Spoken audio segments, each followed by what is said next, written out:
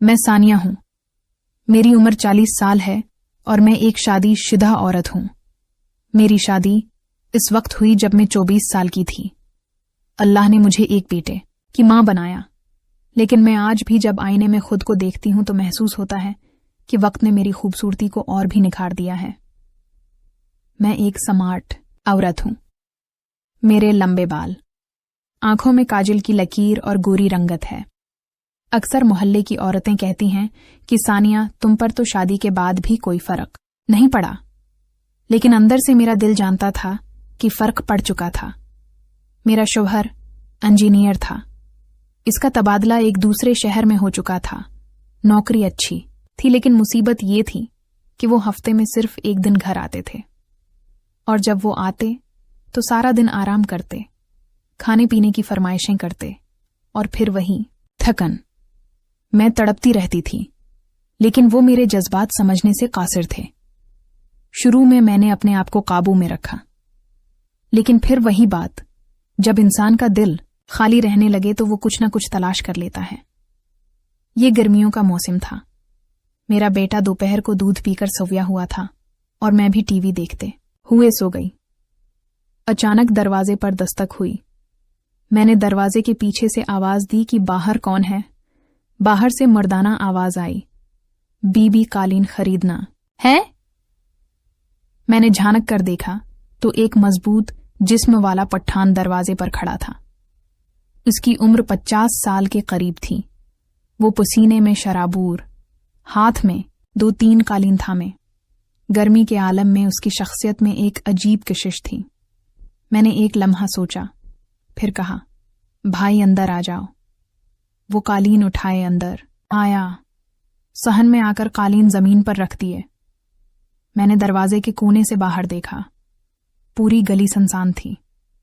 मैंने फौरन दरवाजा बंद कर लिया। मैंने कुर्सी की तरफ इशारा किया। मैंने कहा, भाई यहां बैठ जाओ। वो खामोशी के साथ बैठ गया। कहने लगा, बीबी थोड़ा पानी मिल सकता है। मैं किचन में गई और बोतल लाकर उसके सामने रखी। उसने गिलास भरकर एक सांस में पानी पिया। वो साथ साथ मुझे देख रहा था।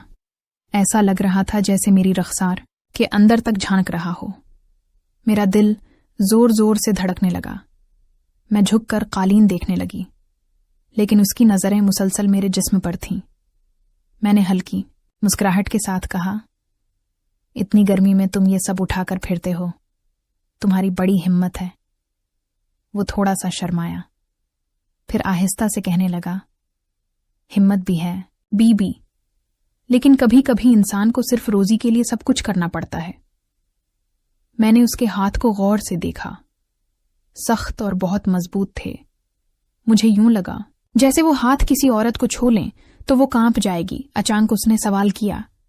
कहने लगा, बीबी आप अकेली रहती हैं? उसकी बात सुनकर मेरा गला खशक होने लगा। मैंने कहा, हाँ मैं अक्सर अकेली रहती हूं। मेरी बात सुनकर वो मुस्कुराने लगा। इसकी मुस्कुराहट में अजीब जुर्अत थी। मेरी सांसें तेज हो रही थीं। मुझे लग रहा था कि फजा में कोई अनदेखा खेल शुरू होने वाला था। मैंने जानबूझकर उसके करीब जाकर उसके कालीन को हाथ लगाया। मैंने कहा, ये वाला अच्छा लग रहा है। इसने भी हाथ बढ़ाकर वही कालीन पकड़ा और पहली बार हमारी उंगलियां एक दूसरे को छू रही थीं। मुझे एक झटका लगा। मैंने तेजी से अपना हाथ खींच लिया, लेकिन मेरे दिल के अंदर हलचल बहुत बढ़ चुकी थी। वो मुझसे कहने लगा, बीवी आप मुझसे कुछ कहना चाहती हैं? इसकी बात सुनकर मेरी हिम्मत बढ़ी। मैंने उसकी आंखों में देखकर कहा, हाँ, वही जो एक औरत चाहती है और एक मर्द चाहता है। मेरी ये बात सुनकर इसकी आंखों में एक शला भड़क उठा। वो उठ खड़ा हुआ। मेरा दिल कांप रहा था, लेकिन जिस्म जैसे खुद ब खुद रखने को तैयार नहीं था। मैंने कहा, पहले तुम नहा लो, तुमसे पसीने की बदबू आ रही है। वो मुस्कुराकर कहने लगा, हौसलखाना किधर है? मैंने हाथ के इशारे से उसे बाथरूम का रास्ता बताया तो वो अंदर चला गया।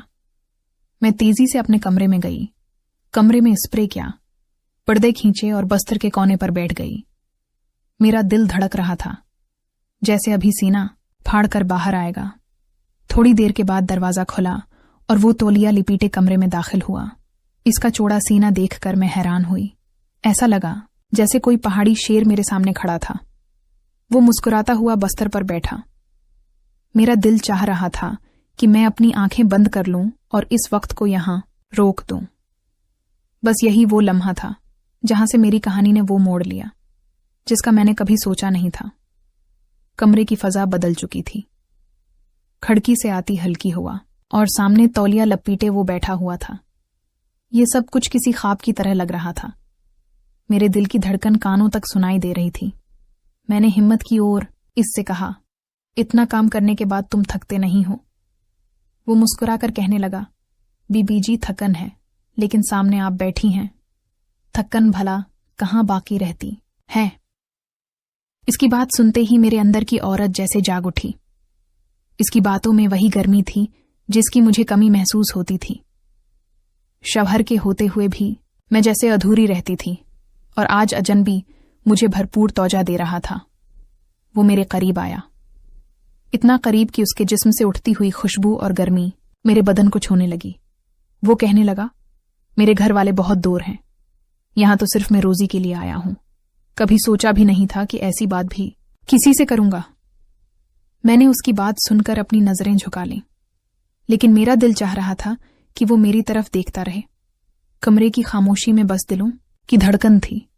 उसने आहिस्ता से मेरे हाथ पर अपना हाथ रखा। मैं कांप गई, लेकिन पीछे हटने के बजाय मैं खामोश बैठी रही। वो कहने लगा, बीबी जी, इंसानों का नसीब कभी कभी ऐसे मौके देता है जैसे आज दिया है। मैंने आंख उठाकर उसको देखा।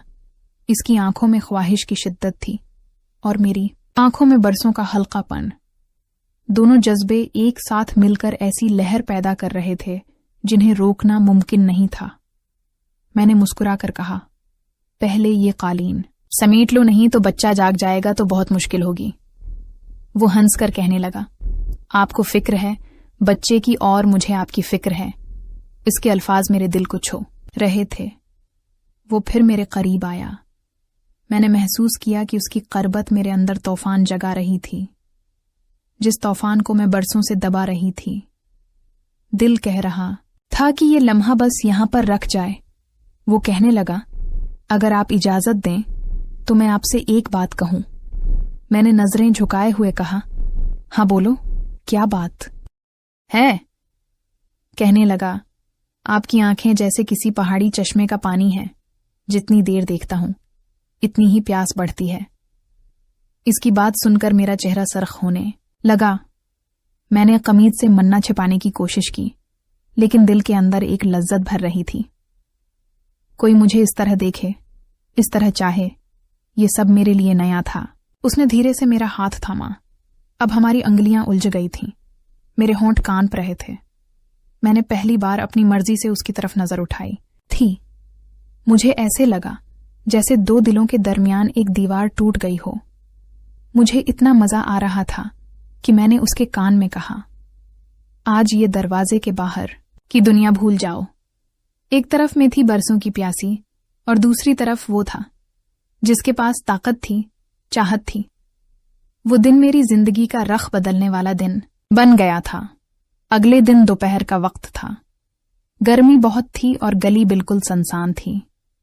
मैं दिल ही दिल में सोच रही थी कि न जाने वो आएगा या नहीं। कल का दिन मेरी जिंदगी में तूफान ला चुका था। मैंने कभी सोचा भी नहीं था कि ऐसे अजनबी के साथ मेरा दिल लग जाएगा। दिल में अजीब कशमकश चल रही थी। वो अजनबी मेरी जरूरत बन गया था। मैं अभी यही सोच रही थी कि दरवाजे पर दस्तक हुई। मैंने दरवाजा खोला तो सामने कल वाला मंजर फिर ताजा होने लगा। आज वो मुतमईन लग रहा था। इसके हाथ में कालीन थे, लेकिन आंखों में कुछ और था। वो मुस्कुराता हुआ अंदर आया। मैंने दरवाजा बंद किया। वो मेरे जिस्म को देख रहा था। मेरे दिल को अजीब लज्जत मिल रही थी। वो कहने लगा, बीबी जी, आपका इंतजार था। मैंने हल्की मुस्कुराहट के साथ जवाब दिया, और मुझे तुम्हारा इंतजार था। ये कहते हुए मेरी आवाज कांप रही थी। कमरे में जाते ही उसने कालीन एक तरफ रखे और मेरे करीब आकर बैठ गया। उसकी कुर्बत से फजा में फिर वही कशिश फैल गई। मैंने हिम्मत करके कहा, कल जो हुआ वो सब मेरा राज है, किसी को पता न चले। वो मेरी बात सुनकर मुस्कुराने लगा। मेरे दिल को सुकून मिला था। मैंने सोचा कि ये शख्स मेरे अंदर के खला को भर रहा है। कुछ देर हम खामोश बैठे रहे। फिर वो कहने लगा, आपकी आंखों में एक जादू है। उसकी बात सुनकर मैंने नजरें चरा लीं, लेकिन मेरा दिल अंदर से बहुत खुश था। ऐसी बातें मुझे कभी सुनने को नहीं मिलती थीं। उसने मेरा हाथ फिर से थाम लिया। इस बार मैंने हाथ नहीं खींचा। यूं लगा जैसे दोनों के दरमियान एक नया रिश्ता वजूद में आ चुका हो। मेरी सांस तेज हो रही थी, लेकिन दिल चाह रहा था कि ये लम्हा कभी खत्म न हो। मैंने आहिस्ता से कहा, तुम जानते हो कि मेरा शौहर हफ्ते में सिर्फ एक बार आता है, बाकी दिन में बस तन्हा रहती हूं। वो धीरे से कहने लगा, बाकी दिन की सारी तन्हाई अब मेरी है। आपका दिल अधूरा नहीं रहेगा।